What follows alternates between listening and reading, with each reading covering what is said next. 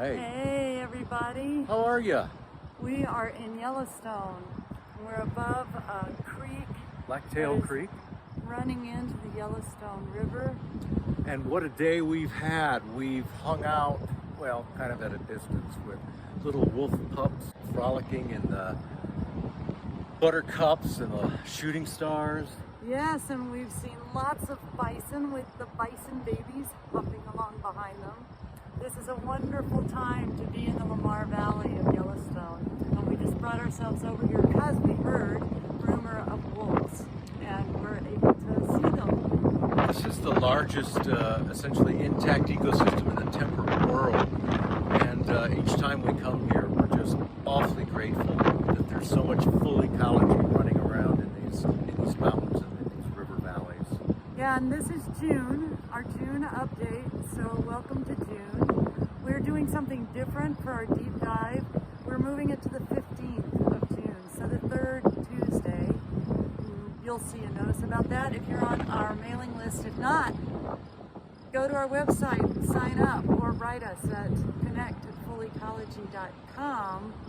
But besides that, we want you to know, and we'll be saying more about this a little later in the update, that we're going to be focusing this month on charismatic megafauna, to be totally geeked out in the biologist terminology, which is just large, interesting mammals. Yes. So that would be wolves, right? And wolves and bison, bears, and so grizzly, right? And moose, moose. and elk. It's going to be a great conversation where we look at some of our fellow travelers and talk about what we might learn from getting quiet enough to really observe them and Yes. Make a connection with them. Yeah, and this will be our last deep dive for some months. Now that we've all come back from COVID, or at least are continuing to begin to come back from COVID, fewer people are interested in doing things via Zoom, virtually. And so let's all go out Let's and find get out. what we can in the natural world and with one another in safe spaces. And we do, while we're up here, we want to thank all of you who have purchased and begun to read or read all the way through the Full Ecology book. We're very excited and heartened and grateful for the good comments we've been getting.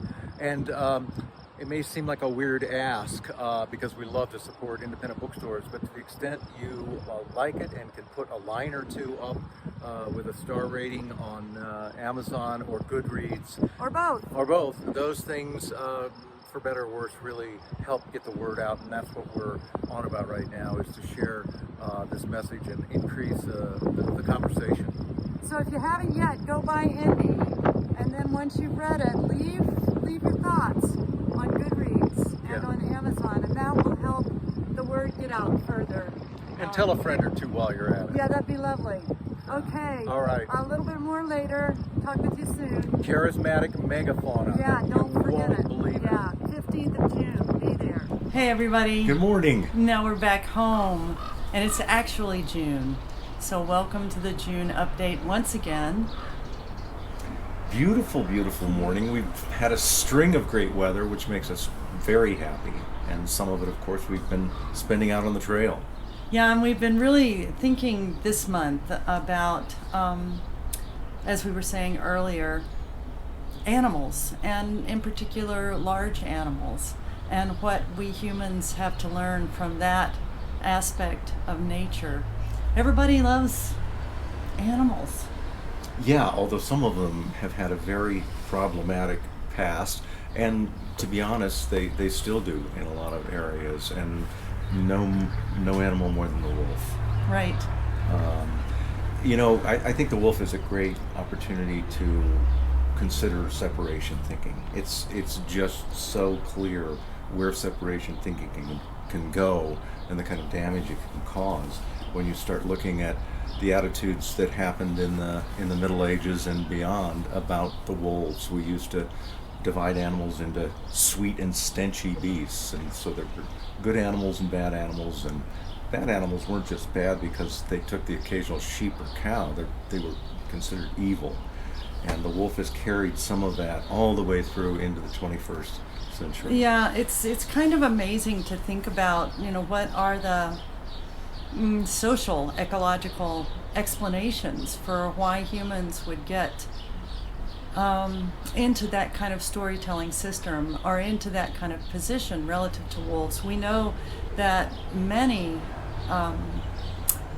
primarily indigenous, and by that I think we mean folks who have been on the land for the longest, indigenous communities haven't demonized animals. And so what is it that happened? We have options given these ways of making sense of ourselves. We're always looking for ways to understand what it means to be in these self-reflective lives. And so we create culture.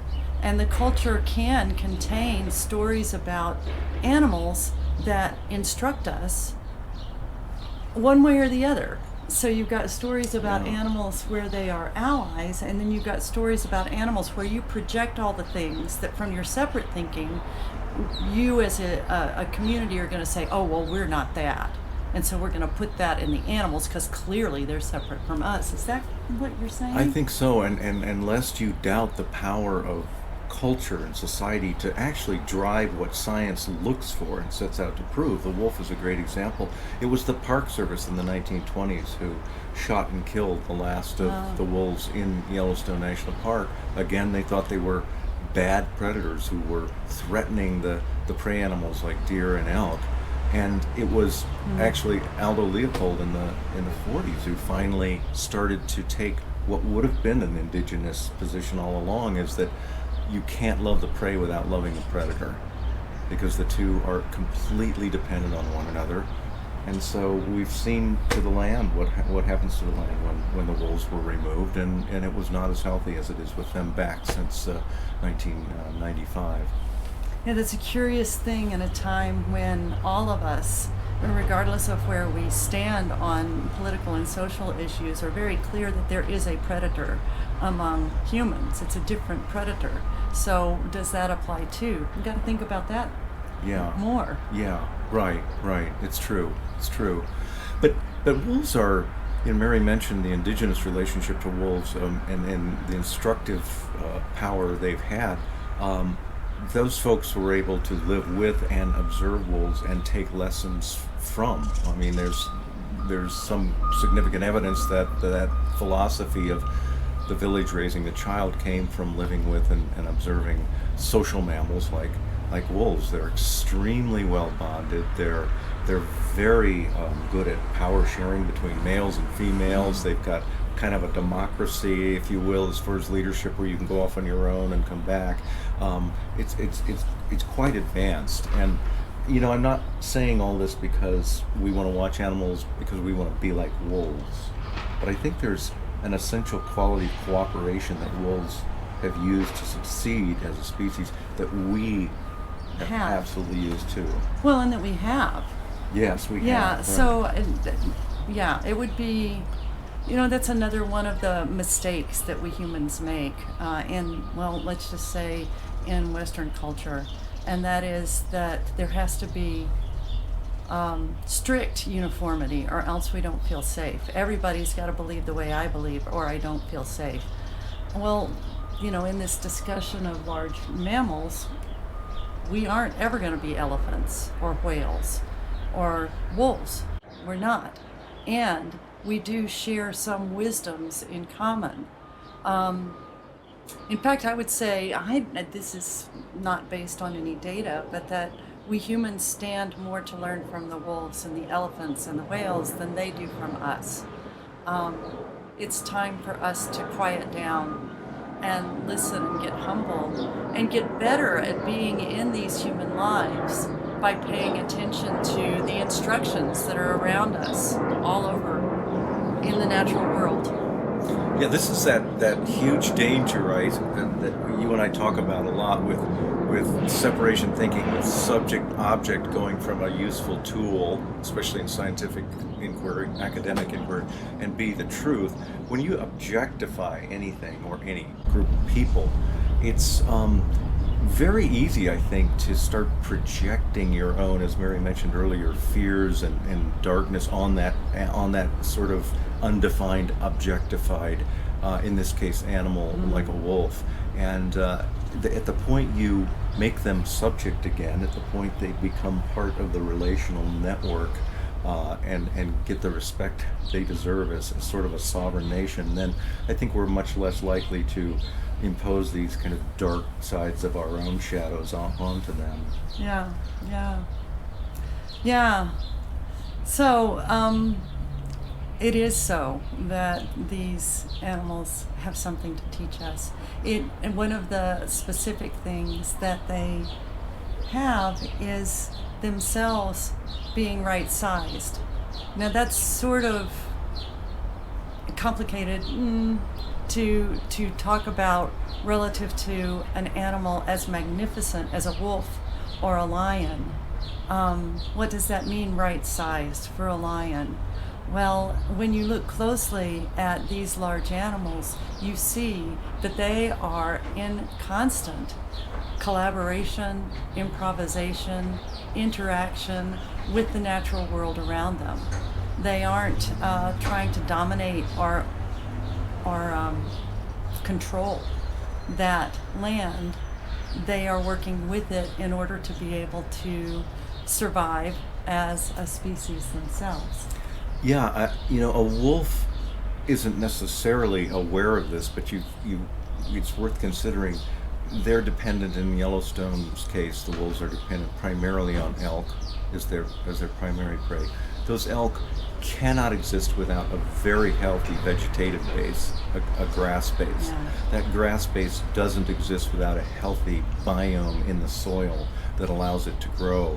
So there's this connection, and if you break the link of the chain anywhere, it all comes down. So no matter how big and strong and fierce you may be as a wolf, you're going down if there's no more grass. And we have had this sort of, I guess, unfortunate luxury of imagining that we are above those basics. That the grass is ours. Yeah, the grass is ours, and the air and the water. Yeah. And we will go down just as surely as a wolf would go down if we didn't have those fundamentals working every single day. And so, this is what we've kind of we have on our mind this month, and this is what we'll be offering the deep dive to go farther into, yeah? Yeah, let's do it. Yeah. Looking forward to it. We love animals, we love big animals. Scientists and others sometimes refer to big animals that we're drawn to as charismatic megafauna, which Yeah, I you think said is that ridiculous. the first one. It's just I love it. ridiculous. I think it's fabulous. Yeah. So You decide. And then the question is whether or not humans, I think it depends on who you are. Some folks are far more humble, but yeah, the self-attribution of an apex animal or what is it, charismatic megafauna? We're not so mega. That's We're not that big. That's the pool. The megafauna is the source of the sports team's mascots. But, perhaps. to a large degree, the Yeah. bears, the wolves. Yeah. So join us and we're going to do the deep dive June 15th, a different time than usual, but June 15th at 6 o'clock Mountain Time, we'll be diving deeper into this question or this consideration of what we have to learn from large animals. And we've also got this wonderful retreat coming up, Yeah. workshop retreat in the beautiful Centennial Valley of Southwest Montana. I've spent a lot of time in the backcountry Montana. This is one of the most beautiful places I've ever seen. Yeah. So check that out on our website at fullecology.com. We'd love to have you join us. Yes, we would. Yeah, and we're going to be given a break to the meditation and inquiry times for the summer, and we'll keep you posted on that. Please, if you're not already signed up, come to our webpage and drop to the bottom and sign up for ongoing contact with us, or at any time you can write us at connect@fullecology.com.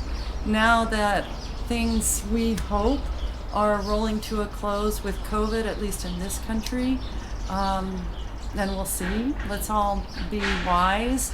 But everybody get outside. Yeah. Yeah. Enjoy the glorious month of Yes. June. Yeah. And we'll check in with you later. Okay. Bye for now.